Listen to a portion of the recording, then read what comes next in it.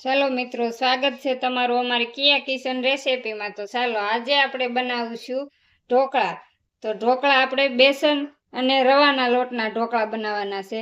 તો આપણે અહીંયા 1 વાટકો બેસન લોટ લીધો છે અને અડધો વાટકો આપણે રવો લીધો છે અને 1 વાટકો આપણે છાશ લીધી છે। આની જગ્યાએ આપણે છાશ કે દહીંનો પણ ઉપયોગ કરી શકીએ છીએ।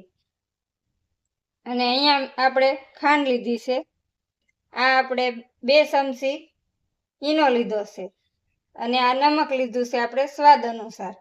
અને વઘાર માટે આપણે તલ લીધા છે સફેદ અને રાઈ, મીઠા લીમડાના પાન અને મરચી લીધી છે। તો હવે આપણે અહીંયા બેટર બનાવવા માટે આ વાસણ લીધું છે। તો આમાં આપણે બેટર બનાવી લઈશું। તો હવે આપણે 1 કપ પાણી ઉમેરશું અને એમાં આપણે ખાંડ ઉમેરી દેશું એટલે ખાંડ પાણીમાં ઓગળી જાય। અને નમક આપણે સ્વાદ અનુસાર ઉમેરવાનું છે।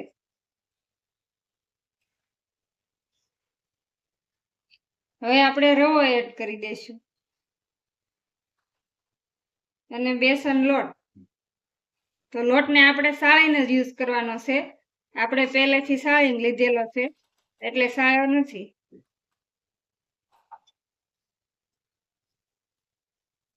ને આ રીતે આપણે મિક્સ કરી લઈશું।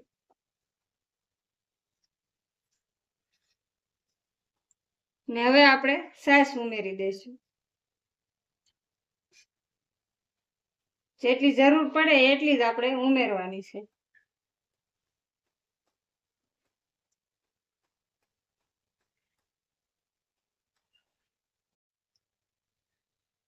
તો હવે આપણે આ વધી એટલી છાશ આપણે ઉમેરી દેવાની છે અને આ રીતે આપણે ફેટી લેવાનું છે બેટરને।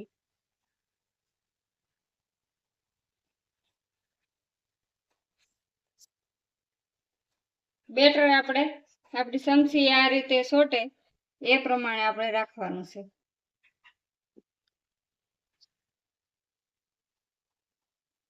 તો આ રીતે આપણે ફેટી લીધું છે। તો હવે આપણે 10 મિનિટ સુધી ઢાંકીને રહેવા દઈશું એટલે આપણે આમાં રવો નાખ્યો એટલે આપણું પાણી હજી સુસાશે। રવો નાખ્યો એટલે પાણી સૂહી લે છે અને આપણે 10 મિનિટ સુધી રહેવા દઈશું। એવું લાગે તો બેટર આપણે પાછું ઢીલું પણ કરી શકીએ છીએ। તો 10 મિનિટ સુધી આપણે રહેવા દેવાનું છે। તો 10 મિનિટ થઈ ગઈ છે। હવે આપણે જોઈ લઈશું। તો સરસ રીતે આપણું બેટર બની ગયું છે અને થોડું ઘાટું પણ થઈ ગયું છે કેમ કે રવો છે એટલે પલ્લે એટલે થોડું ઘાટું થઈ જાય। આપણે હાવ બેટર હાવ નરમ હતું એના બદલે થોડું ઘાટું પણ થઈ ગયું છે। તો આપણે આટલું જ ઘાટું રાખવાનું છે। તો હવે આપણે સાઈડમાં ગરમ પાણી પણ મૂકી દઈશું। તો અહીંયા આપણે ગેસ ચાલુ કરી અને ગરમ પાણી મૂકી દઈશું અને હવે આપણે એક ડીશમાં ભરી લેશું। તો અહીંયા આપણે ઢોકળિયાની ડીશ લઈ લીધી છે અને તેલથી આપણે ગ્રીસ કરી લેશું આ રીતે। તો આને ગ્રીસ કરી અને સાઈડમાં રાખી દઈશું અને આ બેટરમાં આપણે ઈનો એડ કરી દઈશું। ઈનો આપણે જ્યારે ડીશ મૂકવાની હોય ત્યારે જ આપણે ઈનો એડ કરવાનો છે।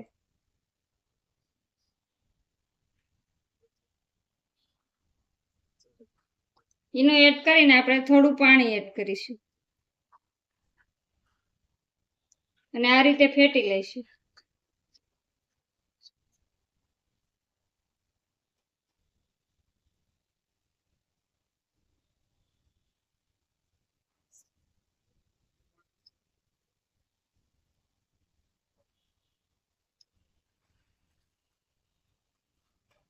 તો બેટર આપણું રેડી થઈ ગયું છે। હવે આપણે ડીશ ભરી લઈશું।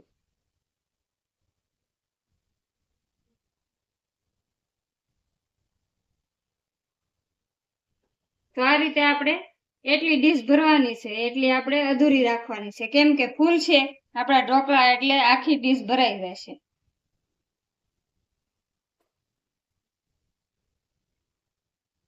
તો પાણી પણ આપણું ગરમ થઈ ગયું છે ધુવાડા નીકળે એવું. તો હવે આપણે એમાં ડીશ મૂકી દઈશું. તો આ રીતે આપણે ડીશને રાખી દેવાની છે. તો હવે આપણે 5 મિનિટ માટે બફાવા દેશું અને ઢાંકીને તળવા દેશું. તો આપણે 5 મિનિટ થઈ ગઈ છે. હવે આપણે જોઈ લઈશું.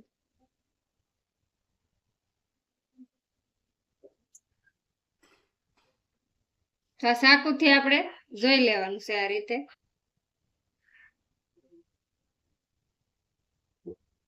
તો ચાકુ આપણી કોરી આવે છે. તો 5 મિનિટ થાય એટલે આપણા ઢોકળા સરસ ફૂલી અને રેડી થઈ ગયા છે. તો હવે આપણે ડીશને બહાર કાઢી લઈશું.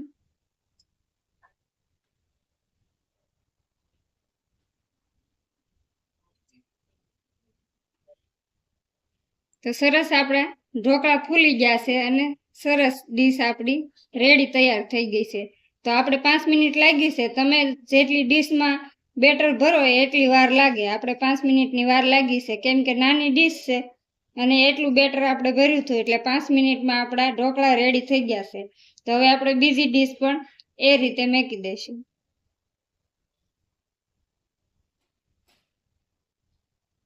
એને પણ આપણે 5 મિનિટ માટે રેવા દઈશું.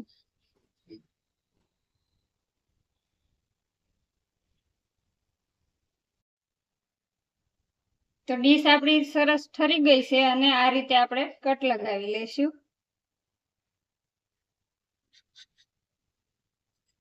તો આ રીતે આપણે કટ લગાવી લેવાની છે. આપણે ખમણ હોય એ સાઈઝના આપણે ઢોકળાને કટ લગાવી લેવાની છે.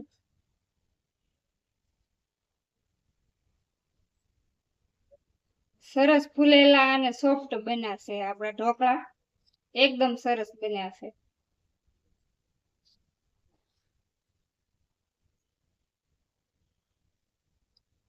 તો આ રીતે આપણે બધા ઢોકળાને કટ લગાવી લીધા છે આપણે. તો હવે આપણે વઘાર કરી લઈશું. તો અહીંયા આપણે આ વાસણ લીધું છે, એમાં આપણે તેલ એડ કરીશું.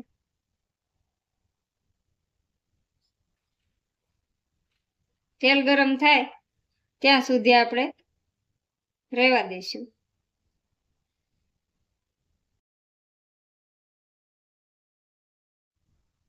તો તેલ ગરમ થઈ ગયું છે આપણું. હવે આપણે રાઈ એડ કરી દઈશું.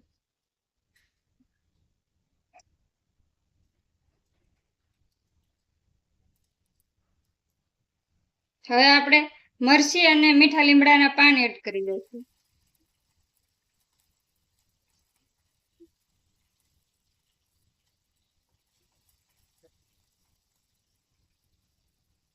અને હવે આપણે સફેદ તલ લીધા છે એ આપણે એડ કરી દઈશું.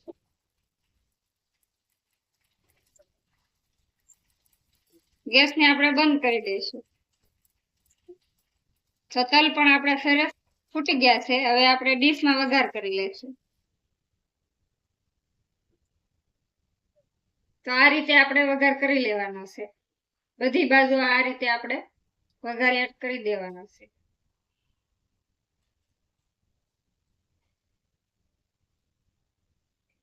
તો તૈયાર છે આપણા રવા અને બેસનના ઢોકળા. તો તમે ગમે ત્યારે તાત્કાલિક બનાવી શકો. આથાની કે કોઈની જરૂર નથી પડતી. આપણે આથો નાખવો પડે એ રીતે આપણે આને બેટરને આપણે રાખવું નહીં પડે. 10 મિનિટમાં આપણે બની જશે ઢોકળા રવા અને બેસનના. તો તમને કેવી લાગી મારી રેસીપી? મારી રેસીપી પસંદ આવી હોય તો લાઈક કરજો, શેર કરજો અને સબસ્ક્રાઈબ કરવાનું ભૂલતા નહીં. કોમેન્ટ કરીને જણાવજો કેવા લાગ્યા રવા બેસનના ઢોકળા.